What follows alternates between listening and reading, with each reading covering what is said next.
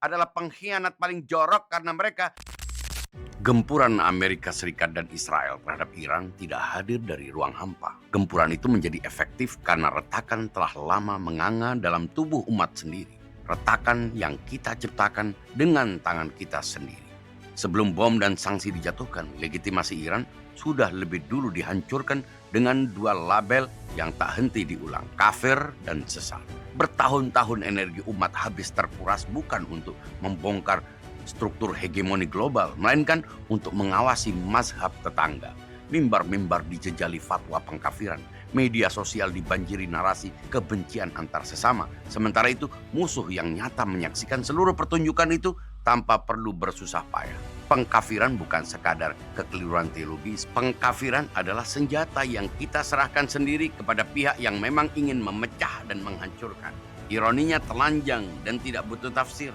Rezim-rezim teluk yang dijadikan referensi utama kesalehan justru yang paling ingin menandatangani perjanjian normalisasi dengan Israel. Mereka mengumandangkan ayat di masjid-masjid megah. Namun pada saat yang sama membangun kemitraan strategis dengan kekuatan yang membombardir Gaza. Iran dituduh kafir karena mendukung perlawanan. Sementara transaksi politik yang menusuk punggung Palestina diperlakukan sebagai keniscayaan diplomatik yang wajar dan tak perlu dipersoalkan. Narasi anti-Iran tak lahir dari ruang tafsir yang jernih dan independen. Narasi itu bergerak seiring peta kepentingan yang dirancang di Washington dan Tel Aviv. Agama berubah menjadi bahasa legitimasi bagi agenda geopolitik orang lain. Perang akidah terus dipanaskan, sementara solidaritas terhadap korban penindasan makin mengering. Hasilnya sudah bisa ditebak.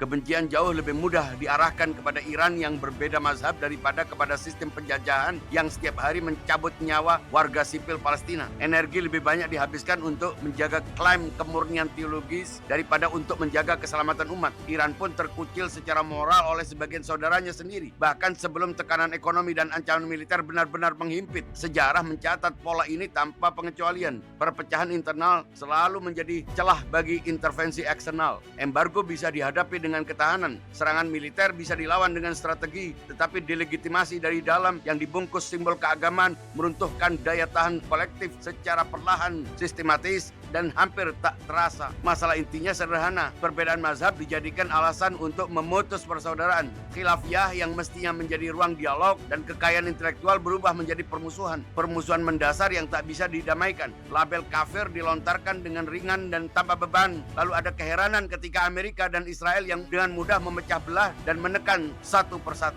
Mereka yang menyemburkan fitnah kepada sesama dari mimbar dan layar, yang melontarkan pengkafiran dengan enteng demi menjaga gengsi teologis adalah pengkhianat paling jorok karena mereka melampangkan jalan bagi Amerika dan Israel tanpa harus digaji untuk membombardir saudara-saudara seagama mereka yang berbeda mazhab. Ia datang ketika agama dipakai untuk membenarkan perpecahan dan membuka pintu bagi dominasi pihak asing, seolah-olah mengharapkan kemenangan Israel dan Amerika daripada bertahannya Iran sebagai sebuah negara yang dihuni oleh mayoritas bermazhab Syiah. Di luar semua itu, para penyesat dan pengkafir pecandu mikrofon sebenarnya tak perlu repot mengulang-ulang narasi fitnah terhadap Syiah demi mencegah umat Islam untuk memihaknya. Iran tidak membutuhkan tepuk tangan siapapun untuk berdiri. Iran tidak membutuhkan pengakuan siapapun untuk bertahan, bahkan melawan, bahkan memenangkan laga. Dan itu bukan klaim. Itu sudah dibuktikan di hadapan sanksi berlapis, blokade ekonomi, sabotase, dan ancaman militer yang terus-menerus selama lebih dari 4 dekade.